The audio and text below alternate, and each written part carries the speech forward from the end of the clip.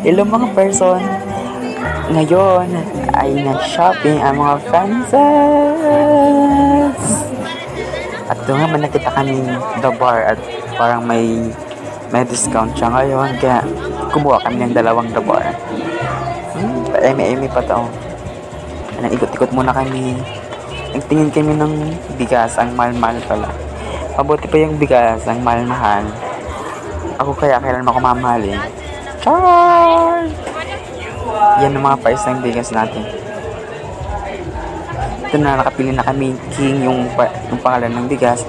At tingin naman kami ng chicken para sa aming ulam. Ito na nga, pinipili na si Princess. Ito na, tapos na kami bilhin ng chicken. Nakita namin yung paka. Ito yung si paka.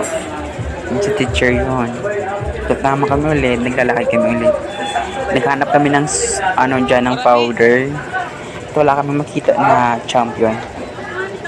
Wala naman. Halos tayo. Sige, na lang.